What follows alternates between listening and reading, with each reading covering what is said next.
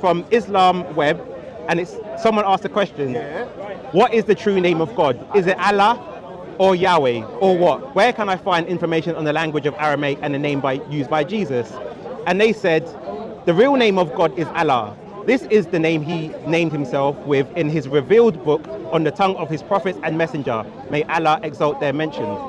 So if you reject the name of God, that would be an act of kufr.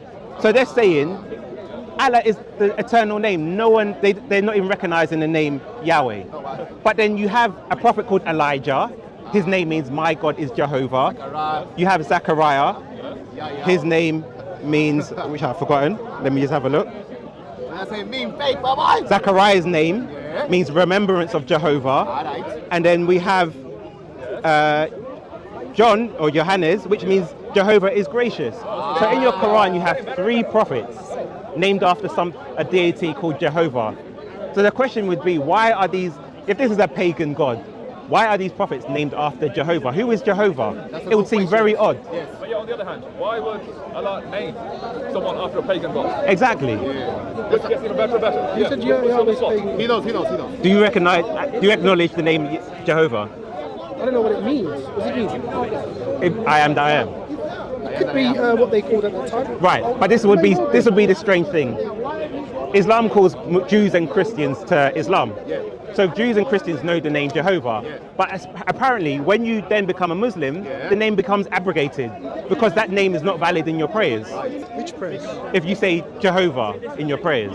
In Surah Maryam, verse 7, the Qur'an says that Allah gave the name Yahya to the son of Zakariya, a Jewish priest and prophet. It even claims that no one had ever been given that name before. But here lies a major contradiction. The name Yahya, though it sounds Arabic, actually comes from a Hebrew name rich in meaning, Yehochanan. This name isn't just a sound, it's a declaration of faith. Yehochanan means Yahweh shows grace. The prefix Yeho is a shortened form of Yahweh, the personal name of the God of Israel revealed to Moses. And Chanan means grace or compassion. So whenever this name was spoken by the Jewish people, it wasn't just a reference to the son of a priest. It was an invocation of the living God himself. They were calling upon Yahweh, the God who hears, who remembers, who binds himself to his people in covenant. Yet, ironically, the Qur'an uses this name without ever once mentioning Yahweh. Furthermore, the Qur'an actually rejects the idea that God has a personal name like Yahweh. Nowhere in the entire Quranic text is this sacred name quoted or mentioned. How is that possible? How could the God who gives a name, meaning Yahweh is gracious, never acknowledge Yahweh as his name? This is a fatal contradiction. The Qur'an uses a name drawn from Jewish revelation, but erases the faith root that gives it meaning. This is not merely a linguistic difference. It is a severing from the true history of revelation. This is what separates true revelation from empty imitation. In the Bible, the name John was not a human invention. It was given by the angel Gabriel by the command of Yahweh himself. That name was a sign of grace, a sign that God still speaks and still keeps his promises. But in the Qur'an, that name appears like a piece cut off from its root, taken from the tree of someone else's faith, but removed from its soil. If you do your salah and whatnot and use the name, if you use the name, salah, you have to read the Quran. Right. Yes. But you can't. But anything else, you can say any language. Right. But if in your prayers, you have to use the name salah, Allah. Yeah. So in salah, you read the Quran. Okay. So if the Quran mentions his attributes, the most merciful, yes, Ar-Rahman Ar-Rahim, right, or Allah, okay, you cannot go out of that. Right. But dua, which is supplication outside of salah, yeah, you can do it in any language. But then the question would be, if you're reading from the Quran, even if you knew that Allah's name was Jehovah, why would that invalidate your prayer? Because you have to read it from the Quran only. Yeah, but if that's his name, and Allah is recognized by that name, that is his name, then it should be valid. Because that's what I'm asking you, who is Jehovah? That's the first question, who is Jehovah? Because you have 3 prophets in your Quran named after this deity. I've read from Islam web, they said that Jehovah is not a valid name, period. Allah is the name Muslims should use. So the question is, again, why would you have 3 prophets named after Jehovah? Because in the biblical sense, all prophets... No, I think it's an element of abrogation. So, in terms of using it in salah. Okay, but I'm just saying in general... No, I don't see that. As long as it's not a bad connotation. No. In dua, there shouldn't be a reason by... What's the meaning of it? Jehovah? I am that I am. That's the name that was revealed to Moses. So I look, am that I am. yeah. What, So the look, Pentateuch no, the in the Exodus. right. Okay. Yeah, You're I right. understand. So what I'm trying to say to you, these are all like prophets' names and biblical names. All these people are named after Jehovah. This is why people reject the name Allah and say that was not the name that was revealed to anyone. This is the divine name because you have all these, not all these people in the Quran, but we understand the meaning of names. So the question is, who is Yahweh? Because you have 3 of these prophets, Zakariya, Yeah, but what about Ishmael? Ishmael. That means What did Ishmael mean? Ishmael means God hears him. I don't have that. We can have a God look. hears him. Huh? God hears him. Yeah, God. So El is for God. So God hears him. But they also incorporate, like for example, in Islam, you have like Abdullah and names that are derivatives of No, Allah. but one thing is Ishmael is recognized and it's in the Quran. Yeah, And the Ishmael. mean- and the- Yeah, but Ishmael just means that in itself. And the meaning is Yeah. affirmed that it's referring to God. Right. So when Yes. That's a Sarah laughed, Yeah. no, when he cried, I beg your pardon. Yeah. When he cried, Yeah. when it was according to the Bible, Yeah. he went to is it Becca? No, where was it? Beersheba. So, yeah. And in the Quran, he went to Mecca. Okay. When he cried, Well, there's no evidence that Becca is Mecca. it doesn't matter. All right. The point is this: that when he cried, in terms of those 2 stories, when he cried, Thanks. God heard him. Yeah. So and that name was retained. Yeah, El, but not Allah. Why? Ismail. Yeah, but it's like think. But what does Il mean? It doesn't mean Allah. But what does it mean? I'm It asking means you, God. what God. So are you But saying- is it accepted? Is From what? Islamic standpoint. Is that name accepted? Well, it's- with that meaning, God hears it. You tell me. Yeah, well, it's in the Quran. Ismail is mentioned by name. Okay. So so what I'm trying to say is, it shows Right. Mm. that at least in this instance, a name which also the Old Testament confirms. But that's the or title. El is uses- title. Yeah, but a title for God. Yeah, but we're talking about God's name, His personal name, which is different. I am is His name. That's the meaning of the name. That's the I meaning. am is His name. Yeah, let's Or go. is it a statement? Yeah, it's- I am. When Moses He said, says, "What is your name?" right, he And said, he "I says, am who I am." I am who I am. Yeah, exactly. That's it. It's So, His name. yes, that's the name of God. Or is he just saying, "I am who I am"? No, let me even show you something different. For example, right? We may begin by comparing Arab Christianity and Arab Islam to analyze this issue. Long before the emergence of Islam in the 7th century, Arab Christian communities had long used the word Allah to refer to God. In the context of Arab Christianity, however, the term Allah is not a generic or neutral title. It is a direct linguistic rendering of Elohim or Theos, and it specifically refers to Yahweh, the God who revealed himself to Moses in the burning bush, and who is known in the Christian faith as the triune God, the Father, the Word, and the Holy Spirit. In Arab Christian liturgy, the word Allah appears in ancient texts such as the Arabic Peshitta and early Gospel translations, and it has never been divorced from the Christian understanding of the personal God revealed in Jesus Christ. Thus, although the word Allah is linguistically shared with Islam, its theological substance is vastly different. In Islam, Allah represents a strict tawhid that denies incarnation, trinity, and divine personhood as revealed in Christ. Therefore, the use of the same word does not indicate shared theology. In apologetics, this is known as false equivalence. The similarity in terms does not imply equivalence in essence or identity. The same applies to the name Ismail. In Arabic phonetics, the Hebrew name Yishmael is rendered as Ismail. Arab Christians do use the name Ismail, but they refer to the biblical figure, the son of Hagar and Abraham, as written in Genesis. This figure does not bear the same prophetic or theological significance as the Qur'anic version, which places Ismail in a central role as the progenitor of Islamic prophecy. In the Bible, Ishmael is never called a prophet, and the covenant of God is not passed through him, but through Isaac. Therefore, when Arab Christians refer to Ismail, they are referring to the Old Testament narrative, not the theological figure central to Islamic tradition. Regarding the phonetic difference between el and il in Semitic linguistics, Hebrew, Aramaic, and Arabic, such phonetic shifts are quite common. The word el in Hebrew is the basic form for God, as seen in names like Israel or Emmanuel, while in Arabic pronunciation it is rendered as il or Elah. This shift is phonetic, not theological in essence. The theological divergence lies not in the sound of the words, but in the nature and character of the divine being each term refers to in its respective tradition. Likewise, in Arab Christian tradition, the figure known in the Qur'an as Yahya is not referred to by that name. Arab Christians call him Yehochanan, a transliteration of the Hebrew name Yehochanan, or its shortened form Yehochanan, known in English as John.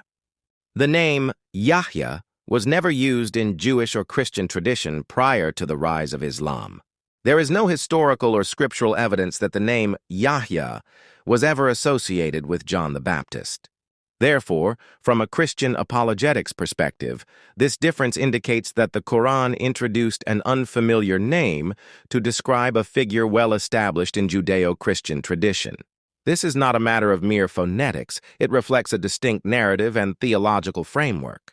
Thus, while Arab Christians and Arab Muslims may use similar terms, such as Allah and Ismail, what they mean and understand by those terms are fundamentally different. Arab Christians use these terms in the light of biblical revelation, while Islam uses the same words within the framework of the Qur'anic narrative, which has a different source, context, and theology. We'll get back to the topic, but I just want to show you something quickly. No, what I'm saying is biblical names, like with Ishmael, are confirmed in the Quran. So, do you accept the name Jehovah? Is what I'm asking. I don't know what it means. It doesn't matter if you know. That's the name. What it means. I'll give you an example. You're asking what it means, right? I need to know what it means. But why? If it means something, let me tell you something. If Jehovah meant three gods in one, right, I will say no. So then, if it meant three gods in one, my question would be, why are the prophets called three gods in one? We get to the same point. But that's not the point. Yes, it is the point. But it's not the case, sorry. Yes, because I'm saying to you, case? I'm saying the meaning doesn't make a difference. What I accept has to be in accordance with Islam. Right. So I'll give an example. I'm saying to you. I'll give an example. Right. If my name is War. Yes. And I became Muslim. Yes. I'm told to change my name. Okay. Because the war is the name War. It's not a good thing. I will then adopt the name. But that's not a relevant point, because did the prophets change their name? I tell you something. Did the prophets change their name? No, you're not. Okay, but I don't know whether. Yeah, I know you're saying if it's a negative connotation. Yes. But that's what I'm saying. What does Jehovah mean? So my point is this: why? Tell me what it means. I told you we discussed it. But my point is this: I don't know. you're saying if it has a negative connotation. So my question to you is: would a prophet be given a name with a negative connotation? I don't believe so. No. Exactly. That's why what we're going on is a tangent. Because if the name was good enough for the prophets, according to whom? According to the prophets' names. Where? Because Allah named, in your Quran, John in 19:7, for example. What are you talking about? I'm saying, if Allah said to Zakariya, what are you talking about? Let me explain. I'm saying to you, if you're the Bible. I'm saying in the Quran, 19 verse 7, Surah Maryam. Okay. If Allah says to Zakariya, you shall call your son Zakariya. Yahya.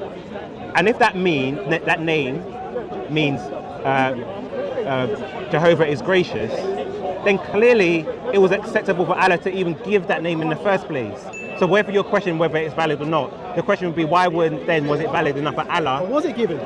According to your Quran, yes. What does it say in my Quran? It says that Zakariya was given the name Yahya. The question is whether the name Yahya itself was given, or the Hebrew translation. So Yahya, or what's the name in Yohannes. Yohannes. Right. So the question is whether Yohannes was given, and when Allah mentioned in the Quran, He gave the Arabic translation of it or derivative of it. Yes. Okay. Right. Or whether the name Yahya was actually given to Zakariya. Yeah. But and then consequently, they then used the Hebrew version. Right. But that's the question. But it goes to the point. If we have a historical person called Yohannes, that was his historical name.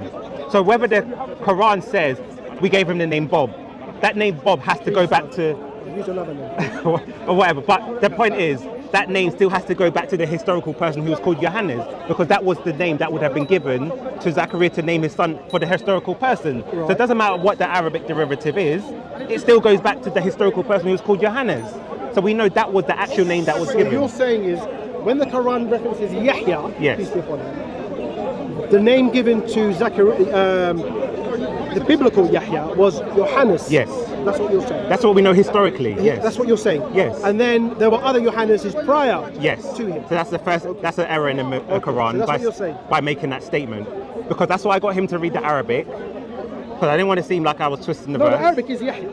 Yeah, but he said, he confirmed that the Quran says that no one on earth had had that name before. First, if it is indeed the same God who revealed both the Bible and the Quran, then there should be a clear consistency in the names and meanings of divine revelations. The name John, Hebrew, Yehochanan, is not merely a label, it carries deep theological meaning. Yahweh is gracious. This name was given directly by the angel Gabriel to Zakariya at God's command, Luke 1:13, and it forms part of the prophetic fulfillment of God's redemptive plan. Replacing it with the name Yahya, which has no known linguistic or theological connection to Yehochanan, and which is unrecognized in Jewish or Christian tradition, raises serious theological concerns. Why would God erase the meaning He Himself gave and replace it with a name that breaks continuity with the previous revelation? Second, if God truly intended to preserve continuity across revelations, adapting to culture or language should not mean altering divinely revealed names, especially names with theological significance. Names like Ibrahim and Musa retain their original phonetic roots from Hebrew into Arabic. Then why was the name John changed to Yahya, despite having no linguistic root or revelatory meaning that corresponds to the original? Third, from an apologetic perspective, this introduces internal inconsistency within the Qur'an. In Surah Maryam 19-7, it is claimed that no one had been given the name Yahya before. But historically and biblically, the name Yehochanan had already existed hundreds of years prior. If Yahya is meant to refer to John the Baptist, then the claim, "no one bore that name before," becomes factually incorrect. In conclusion, replacing a theologically rich, divinely appointed name like Yehochanan with a completely unrelated name such as Yahya is not an act of preservation, but of disconnection. In Christian belief, God does not contradict Himself. His word remains consistent, and the names He gives carry purpose and prophetic meaning. Therefore, the claim that it is acceptable for God to rename John as Yahya in the Qur'an cannot be theologically sustained without undermining the continuity and reliability of divine revelation.